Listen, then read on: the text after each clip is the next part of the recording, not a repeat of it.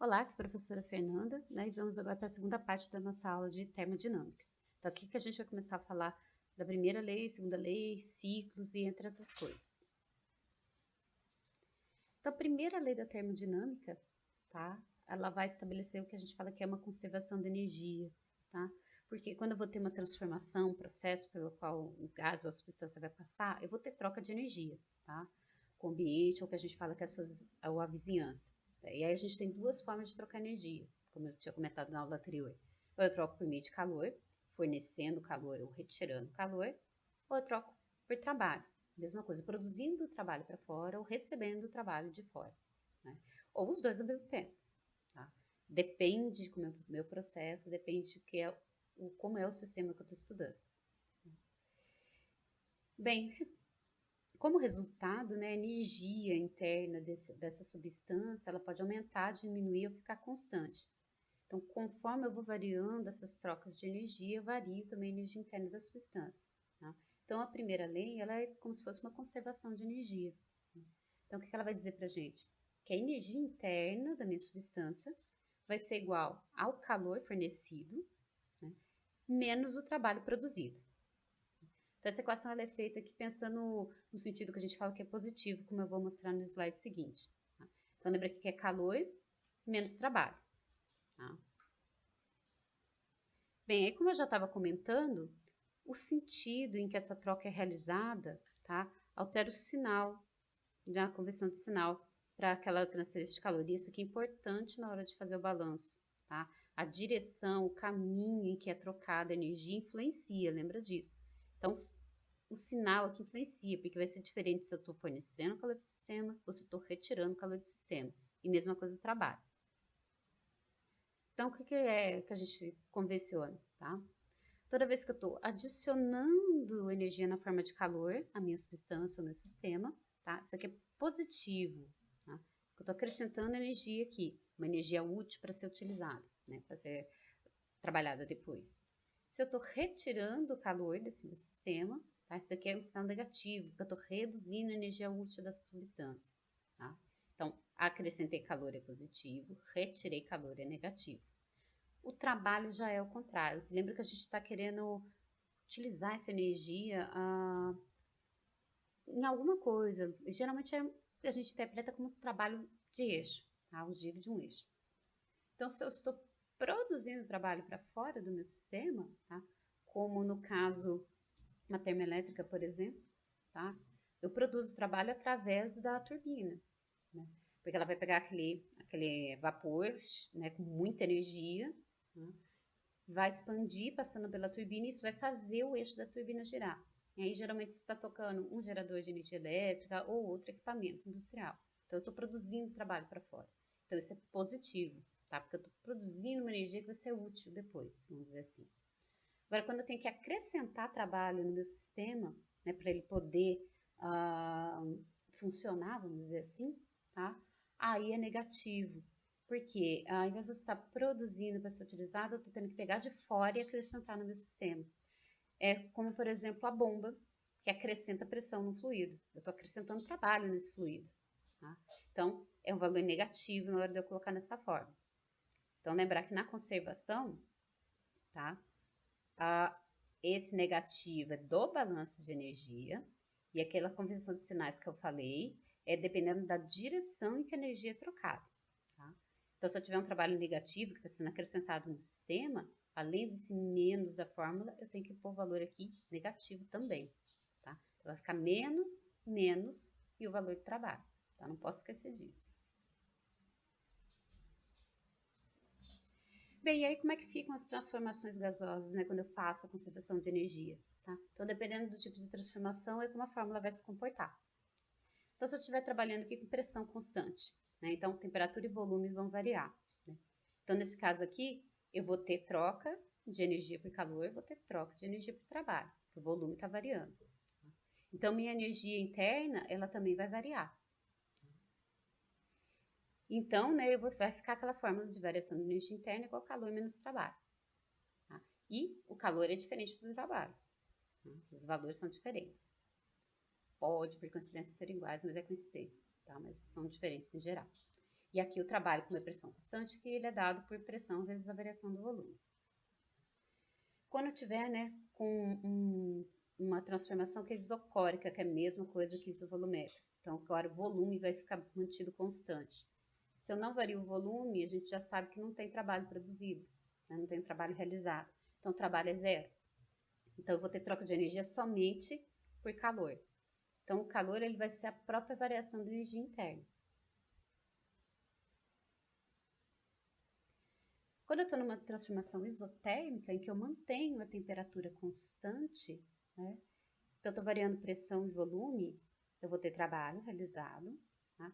Eu tenho troca de calor mesmo sem variar a temperatura, tá? Exemplo, mudança de fase. Tá?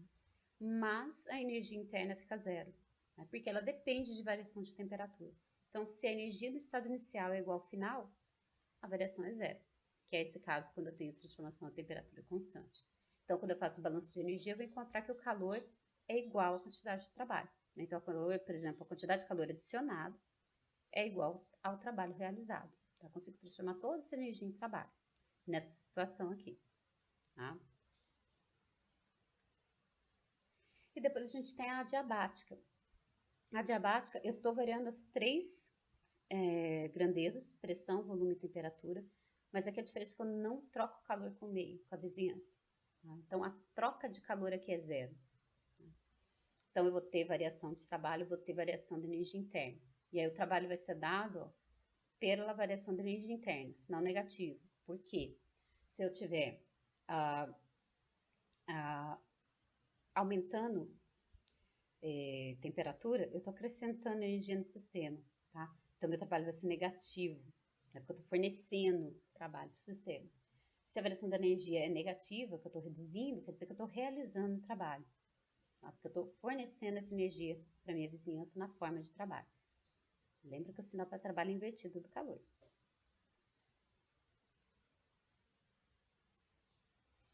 Bem, como ficaria isso, visualizar essas transformações, né, no gráfico de pressão por volume? Tá? Vocês vão ver que assim, para a gente definir o comportamento dessas transformações, visualizar, e principalmente quando a gente for ver ciclo, né, que são várias transformações em que eu acabo voltando para o ponto inicial e realizo de novo, eu faço vários ciclos, né? E a gente vai ver que geralmente, para realizar isso, a gente precisa de um conjunto de equipamentos. Então, a gente tem o diagrama de pressão por volume, né? Então, a gente vai ter aqui, ó, essa primeira curva, tá? É de temperatura constante. Essa outra curva aqui também está indicando transformação com temperatura constante. Essa terceira mais clarinha que indica uma transformação adiabática, em que eu não troco calor. Então, aqui eu estou variando os três, pressão, volume e temperatura. Tá?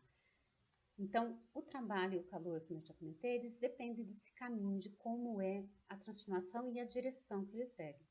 Porque se eu for, por exemplo, né, aqui ó, do estado 1, né, dessa direção 1 por 2, né, vai ser um valor com um sinal. Se eu for de 2 para 1, outro sinal. E o caminho, como eu falei, porque se eu tiver aqui, por exemplo, no processo isotérmico, é um valor de energia trocado. Se eu tenho um processo que é adiabático, tá, ó, é diferente, tá, a quantidade de energia trocada. Então, isso importa na hora de fazer o cálculo, né, de calor e trabalho. Bem, então como a gente já tinha visto aqui, né, só para lembrar, a variação da energia interna, ela depende só da temperatura e somente do estado inicial e final da substância. Né?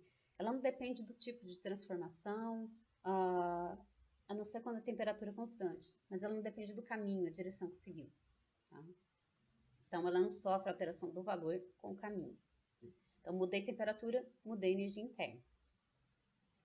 Agora, como eu já falei no gráfico anterior, né, trabalho e calor dependem do caminho, tá? Então, depende do conjunto de transformações que eu precisei para trocar calor ou para trocar trabalho.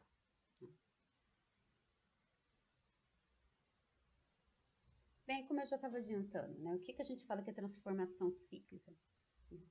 O nome já diz, né, eu fecho um ciclo. Então, eu parto de um estado inicial, vou realizando várias transformações de acordo com o meu objetivo, com aquele sistema, mas depois, no final, eu acabo retornando para o estado inicial da substância.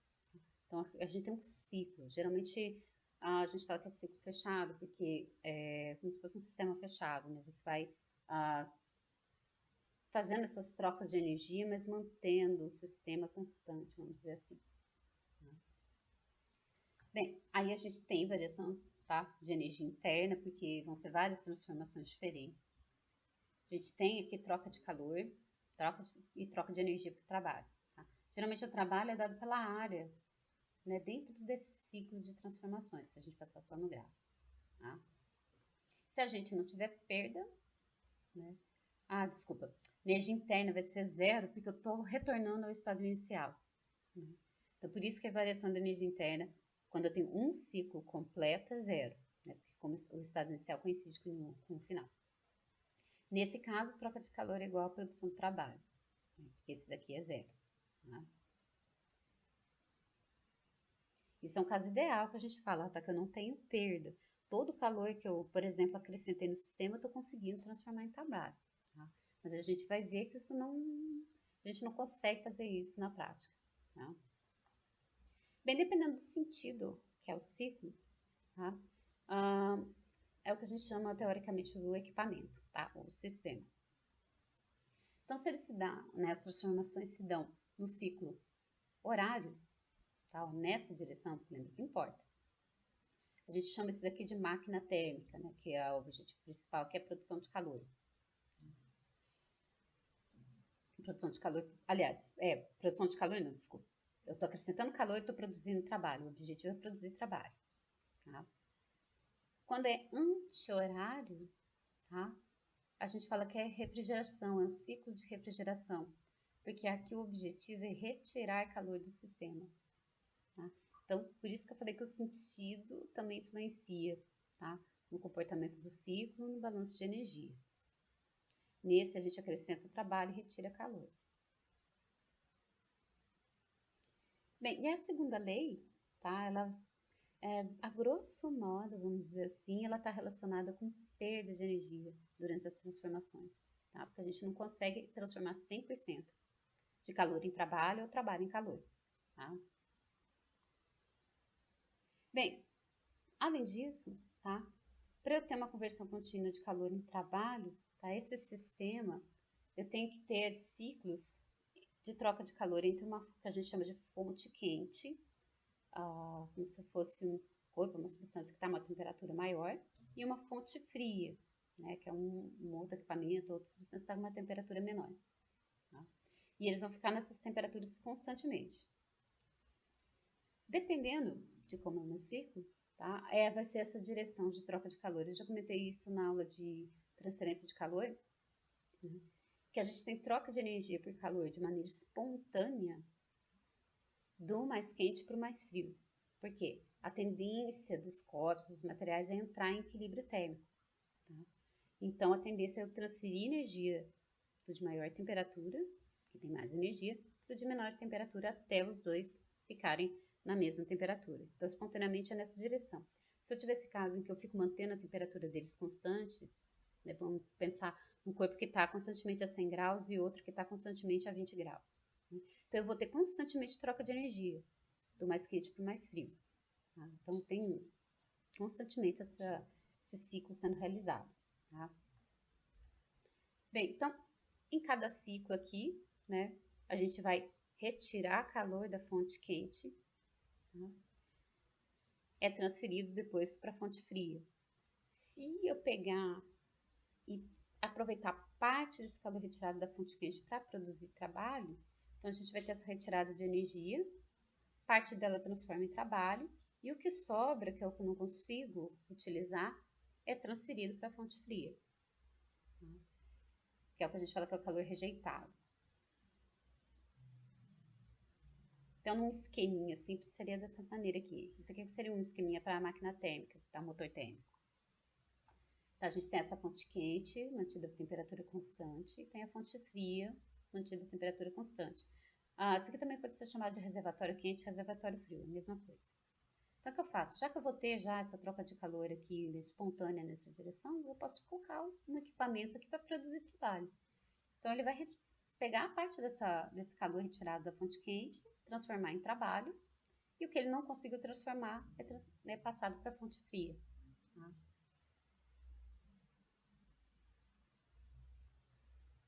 Bem, então, com base nisso, tá?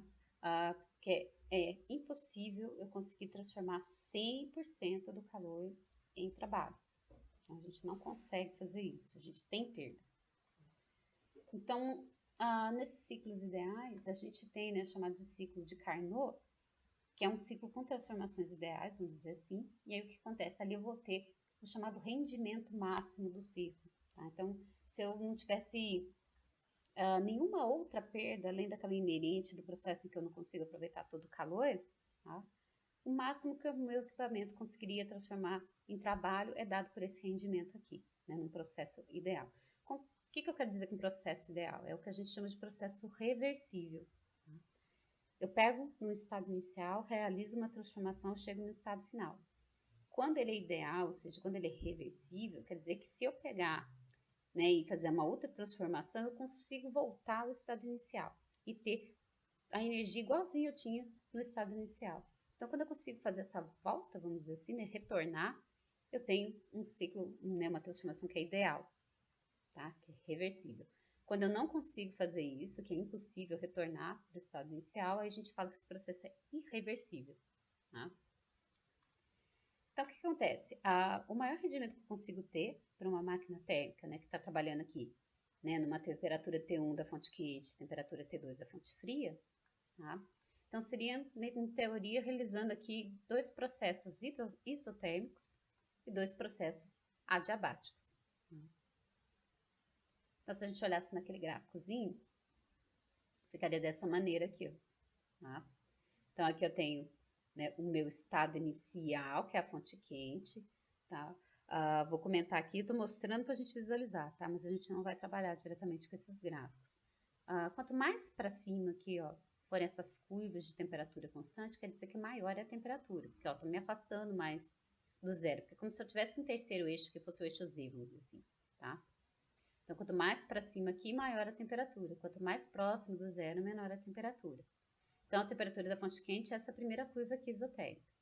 E a temperatura da fonte fria é essa segunda curva aqui. Tá? Então, o que acontece? Eu vou partir, né, da fonte quente aqui e vou começar a transferir calor e transformar em trabalho. Então, eu tenho primeiro uma transformação isotérmica, tá? Nesse caso aqui, ó, de expansão, ao longo da temperatura T1 da fonte quente. Depois eu vou ter uma transformação adiabática, né, para eu cair, reduzir a temperatura e chegar em T2. Né? Depois, para eu retornar ao estado inicial, eu vou ter uma compressão, né, uma outra transformação isotérmica e uma última adiabática para elevar a temperatura e eu retornar ao estado inicial. Então, isso aqui é um ciclo, né, reversível, um ciclo ideal. Eu consigo retornar aqui ao estado inicial, né? Eu consigo fazer a transformação no sentido contrário. Então, aqui como está escrito ali, ó, essa direção aqui, eu estou tendo expansão, porque eu estou aumentando o volume, tá? Aqui eu também tenho expansão da minha substância, porque eu ainda continuo aumentando o volume. Se a gente olhar aqui no sentido positivo do eixo de volume. Quando eu vou para a segunda parte do ciclo, tá? Aí eu já tenho chamada compressão, ó, porque eu estou reduzindo o volume e depois eu reduzo um pouco mais para aumentar a temperatura. Bem, aí nesse caso, como que fica o rendimento? Lembra que a definição é energia útil, tá? Dividida por aquela disponível que eu tinha. No caso aqui, a energia disponível que eu tinha é o calor que eu consigo retirar da fonte quente. Então, é a temperatura da fonte quente. A energia útil, né, é a diferença entre a que eu tinha e a que eu não consegui utilizar. Tá? Então, seria a diferença do calor da fonte quente e o calor que eu rejeitei para a fonte fria. Então, a fórmula no ciclo de Carnot, tá? Fica, né, como eu não tenho troca de calor nesses processos aqui, a fórmula acaba ficando que é a diferença de temperatura da fonte quente menos a fria, dividido pela temperatura da fonte quente, que é a energia disponível que eu tinha para usar. Então, essa fórmula dá o rendimento máximo teórico de uma máquina térmica, tá? Do motor térmico. Então, máquinas reais, tá? Nunca que vão conseguir dar um rendimento maior do que o valor determinado aqui por essa fórmula. Sempre menor, tá? Só se elas conseguissem trabalhar sem perda nenhuma, com processos reversíveis que a gente não consegue na realidade, é que ela teria o mesmo valor do rendimento de Carnot. Tá? Então, esse aqui é um parâmetro para dar uma noção para a gente de até onde eu conseguiria ter de rendimento, de produção de trabalho, se eu conseguisse ter essas transformações de maneira ideal. Numa máquina real, aí a gente não vai trabalhar com temperatura, né? Porque eu tenho irreversibilidades que a gente fala nessas transformações. Então, a definição mesmo geral, isso aqui para qualquer equipamento, vamos dizer assim, rendimento é a energia útil que eu estou produzindo pela energia disponível que eu tinha para usar. Então, no caso aqui seria trabalho útil, tá? Porque a gente está falando em motor térmico, então o objetivo dele é retirar calor e produzir trabalho. Então, a energia útil dele é o trabalho produzido, a energia disponível seria a energia da fonte quente. E o trabalho aqui pode ser interpretado como o calor retirado da fonte quente menos o que eu rejeitei para a fonte fria, aquele que eu não consegui usar. Então, na máquina real, vamos dizer assim, a gente calcula o rendimento por essa fórmula aqui. Tá trabalhando com calor transferido e não a temperatura, porque a temperatura é só no caso ideal, para dar o rendimento de Carnot. Bem, o rendimento é sempre entre 0 e 1, tá? Mas ele sempre vai dar menor do que 100%. Bem, aí depois a gente tem o chamado ciclo de potência, tá, de Carnot. Porque agora eu vou fazer um ciclozinho fechado. Tá? Eu vou ter vários equipamentos em que eu vou pegar um estado inicial, realizar transformações e retornar para esse estado inicial. Porque aquele esqueminha anterior, tá, você tem uma troca constante em uma direção só. Você está mantendo sempre o reservatório numa temperatura constante, o frio numa outra, e eu só tenho um equipamento ali produzindo trabalho, então eu estou sempre numa direção. Para fazer o ciclo mesmo, eu preciso de mais de um equipamento, tá? Porque na hora que eu tenho que retornar ao estado inicial, eu tenho, dependendo da direção, a gente tem que acrescentar ou retirar energia para conseguir voltar ao estado inicial. Então, como que é nesse ciclo chamado ciclo de potência de Carnot, que é o ciclo teórico?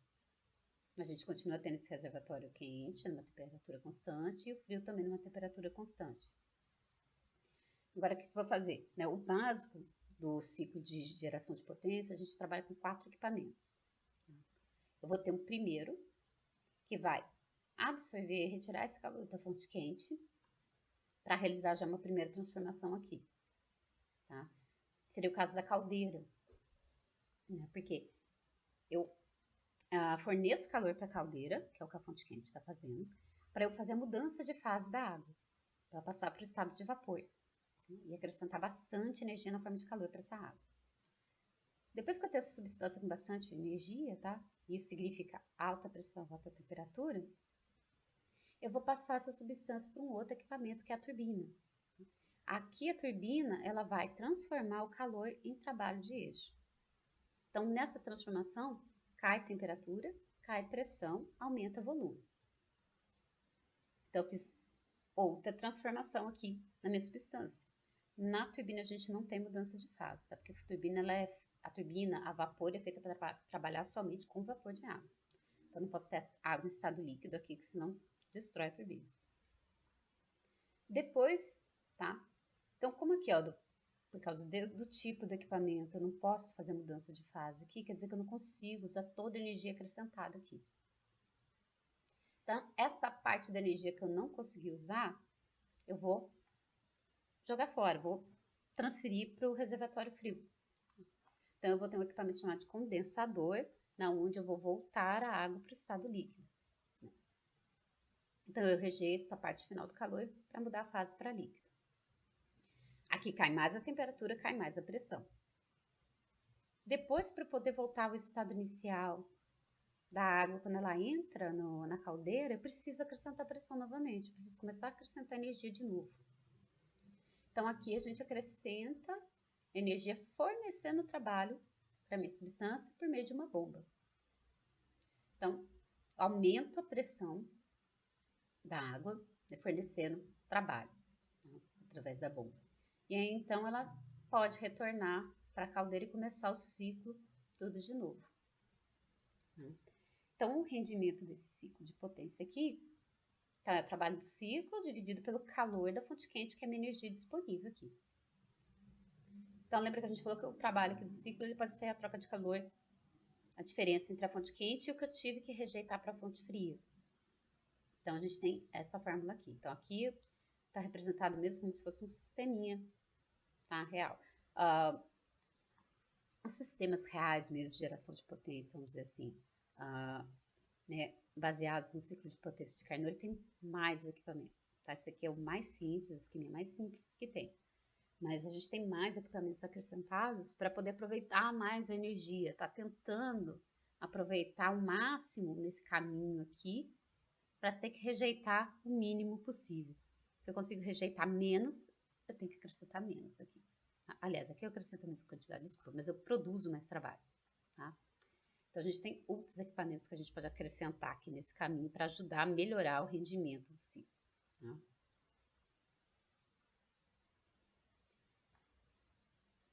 Bem, então no ciclo... Deixa eu ver se eu fiz certo aqui, se não estou indo assim. Agora, quando a gente está no ciclo de refrigeração, tá? O sentido das transformações agora é o contrário, tá? É anti-horário. Então, aqui a gente também tem um valor máximo dado, né, pelo mesmo ciclo de Carnot, né, pelo mesmo esquema de Carnot. Então, a gente vai ter duas transformações com temperatura constante, duas transformações sem troca de calor, adiabáticas, tá? Então, a gente começa aqui, ó, da temperatura fria, né, da fonte fria. Então, vou ter uma primeira transformação aqui, isotérmica, tá? Aumentando o volume, uma expansão. Depois, eu vou ter aqui, né, uma compressão, diminuindo o volume, tá? Adiabática. Então, aumenta a pressão e eu acabo aumentando a temperatura.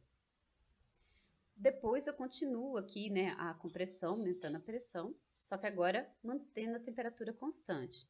Tá? Geralmente, essas fases aqui que são mudanças de fase, tá? Esses pontos. Depois, a gente tem uma expansão, tá? Adiabática, né? Então, eu aumento um pouco o volume e reduzo bem a pressão.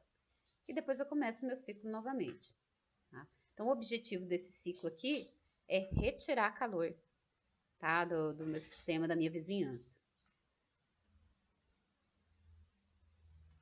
Bem, então no caso de refrigeração, até deixei rendimento aqui, mas é chamado de coeficiente de desempenho teórico, tá? O COP.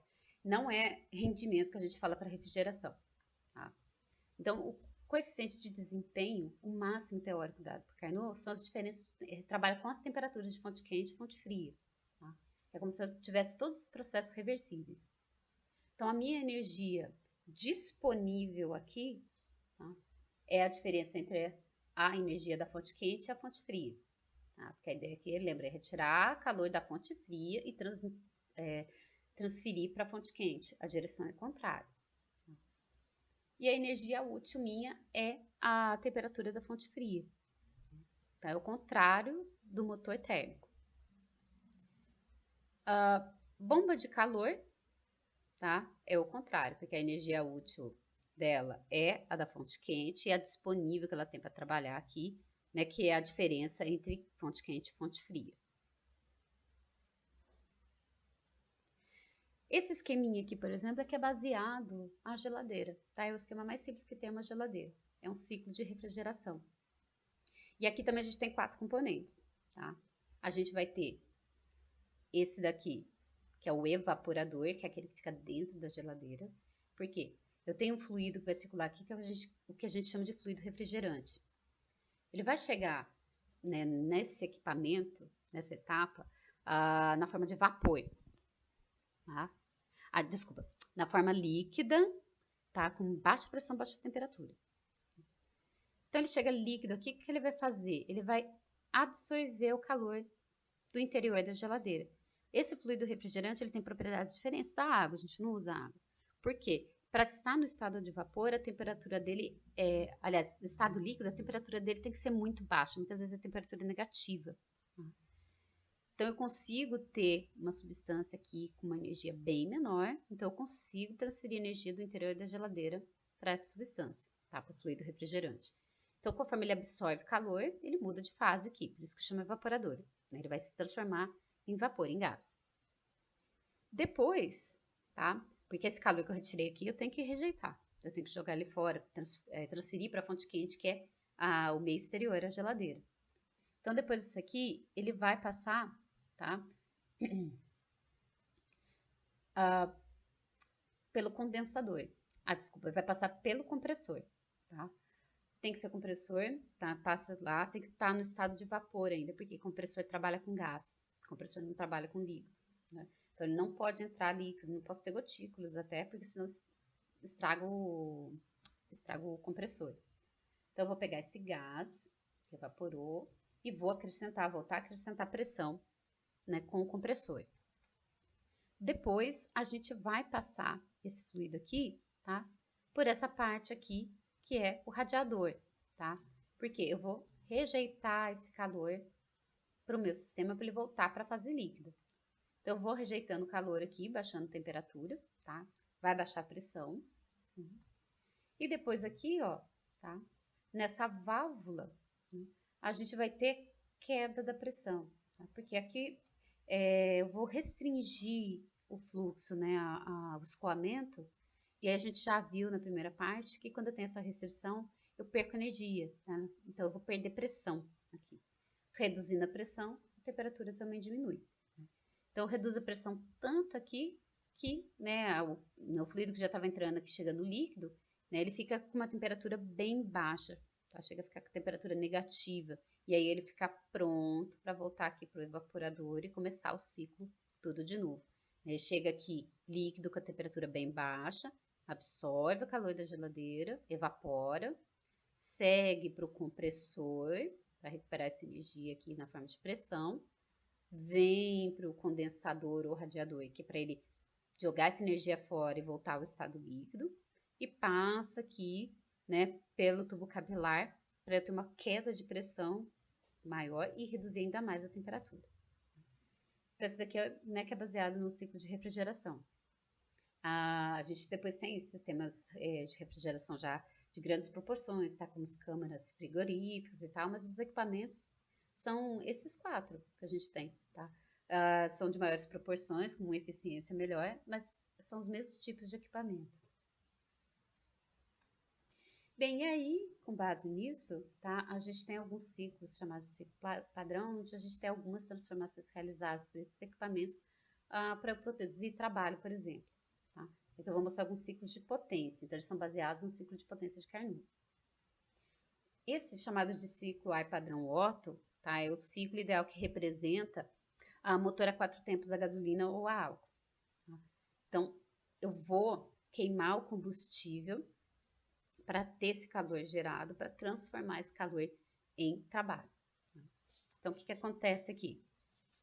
Essa fase aqui embaixo é a fase de admissão e rejeição do ar, tá? Exaustão dos gases da combustão. Depois, o que acontece? Que como eu vou gerar potência, ó, o ciclo é o horário, tá? Então, primeiro, o que é a primeira fase aqui? Uma vez que eu admiti o ar na câmara de combustão, eu vou comprimir, tá? Então, aqui eu começo a compressão para acrescentar energia nesse ar, tá? Para aumentar a pressão. Depois dessa fase aqui, tá? É a fase em que eu tenho a queima, tá? Do combustível. Então, eu acrescento mais energia a esses gases, tá? Acrescentando calor. Aqui é a pressão constante, porque o momento da queima é quando o pistão está no seu ponto máximo, né? Então, ocorre naquele volume que a gente tem em cima, que é chamado de volume morto. Como essa queima e a transformação, né, do combustível em gás é muito rápido, a gente considera que é volume constante. Então, acrescentei ainda mais energia e levei bastante pressão. Aqui que vem a transformação seguinte. Eu vou agora ter a expansão desses gases. É aquela fase em que o cilindro está descendo após a queima. Então, eu vou aumentando o volume, diminuindo a pressão. Então, aqui nessa fase eu estou gerando trabalho. Tá? Depois, né, aqui de D para A, a gente tem o final da exaustão aqui e a perda de calor para o ambiente. Então, eu estou trocando calor aqui com o ambiente. E essa fase finalzinha aqui é quando eu estou, né, nessa retinha, como eu comentei, eu estou rejeitando, né, jogando fora os gases da combustão e admitindo uma nova quantidade de ar para começar meu ciclo novamente. Então, no ciclo ideal, a gente vai ter 2 transformações adiabáticas, igual de Carnot, duas transformações, tá? Que nesse caso, a volume constante. Tá?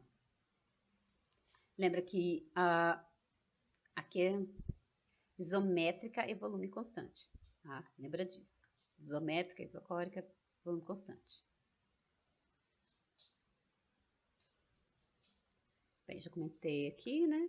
A gente tem aqui dois processos que envolvem trabalho, tá? Mas sem a troca de calor, que são os processos aqui adiabáticos. Então, aqui eu estou produzindo trabalho, aqui eu estou acrescentando trabalho, tá? Então, o trabalho líquido do ciclo, tá? Seria o trabalho que eu produzi de C até D na expansão e o que eu tive que fornecer, consumir, vamos dizer assim, de A até B, tá? Ou eu posso trabalhar em termos de calor, tá? Que seria o calor acrescentado ao sistema, menos o calor que eu rejeitei. Tá? Aqui está mostrando em termos de energia interna, né? Lembra que está usando também o balanço de energia aqui para a gente poder calcular. Então, para eu calcular o rendimento desse ciclo, tá? Lembra que é sempre a energia útil por aquela disponível. Então, a gente tem o trabalho do ciclo pelo calor que eu acrescentei no meu sistema. Então, seria aqui, né? Quando a gente substitui essas equações, tá? Vai ficar a energia interna, quando eu estou aqui no estado D, menos a energia interna do estado A, que essa aqui é a diferença de calor rejeitado, tá? Que é 1 menos. E aqui a diferença para o calor fornecido, tá? Que é a energia interna em C, que é o estado final, na hora que eu acrescento calor, menos a energia interna do estado D, no ponto B, que é o meu estado inicial.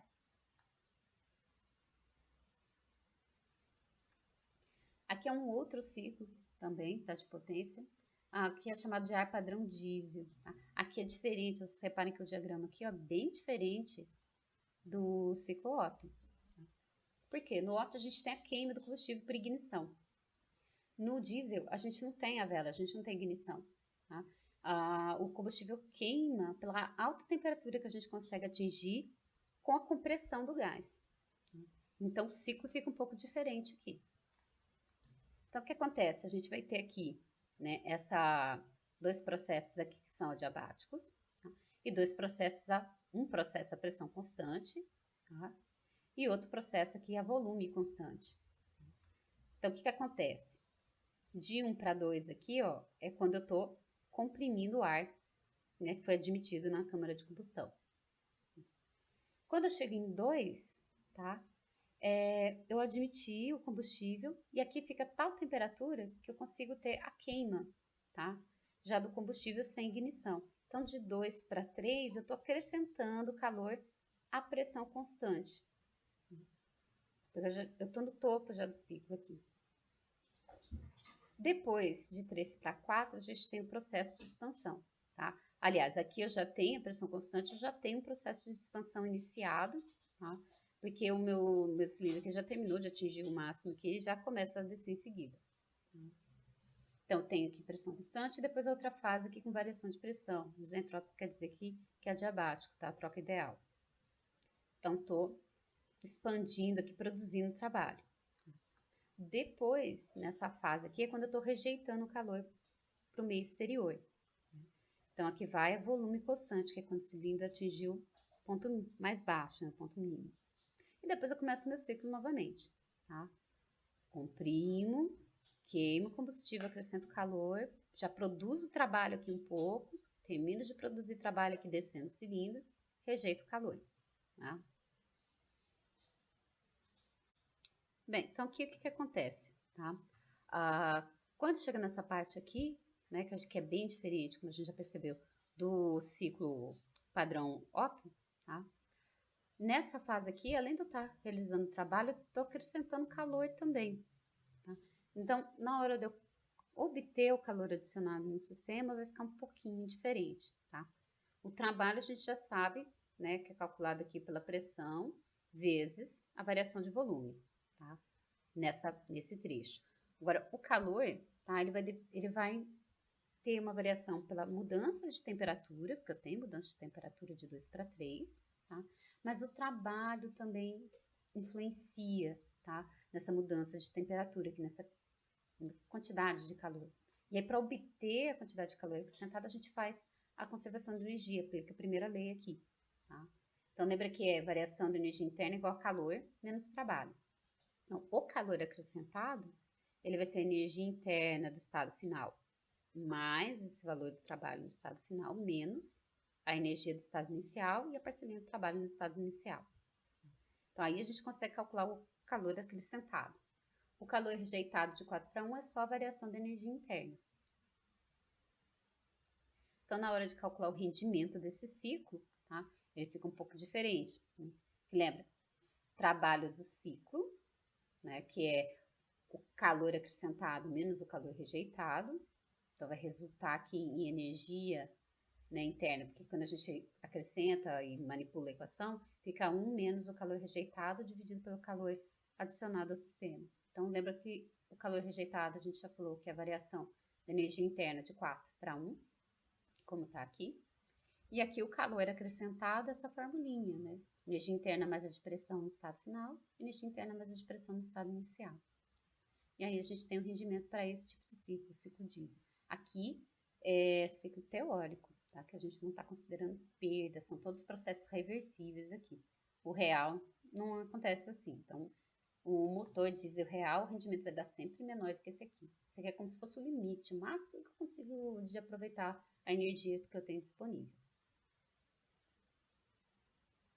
Bem, e aí por fim, tá? A gente vai ter 2 exemplos resolvidos, então vocês assistam o vídeo, né, que eu vou gravar depois explicando esses exemplos passo a passo, para a gente trabalhar, né, com essas equações da conservação da energia e também com essas equações dos ciclos para determinar as trocas de energia que eu tenho nesses ciclos, tá? Ciclo de potência, ciclo de refrigeração, tá? Tudo trabalhando, né, com esses 3 tipos de energia, né? Energia interna, calor e trabalho. Tá? Bem, eu dei uma visão simplificada, tá? Porque sistemas reais é um pouco mais complicado, né? Mas já dá para a gente ter uma boa noção de como que funciona e como que os equipamentos são dimensionados, porque são baseados nessas formulações que eu mostrei para vocês. Então, só para comentar, esse primeiro exemplo aqui, a gente está falando da transformação de um gás, tá? Né, a transformação aqui, ela altera a energia interna nessa proporção com a temperatura, nessa constante vezes a temperatura.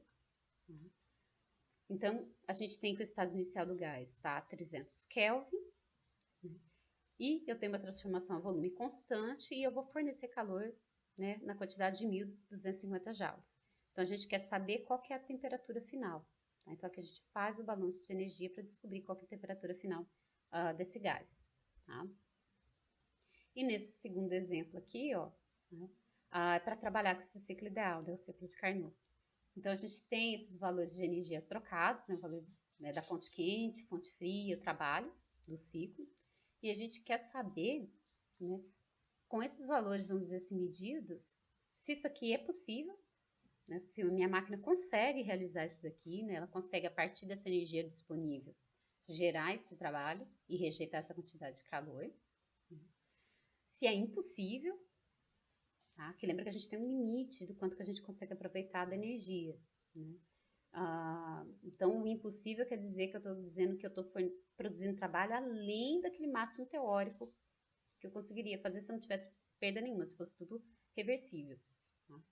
E no caso, quando é possível, né, a gente vai falar aqui se ele é ideal, né, ou seja, reversível, dá a produção de trabalho igual ao máximo teórico, ou, né, se ele tem perdas, né, que é o caso de transformação irreversível, então ele vai dar uma produção de trabalho um pouquinho menor, né, um pouco menor, aliás, depende da proporção, do que o máximo teórico.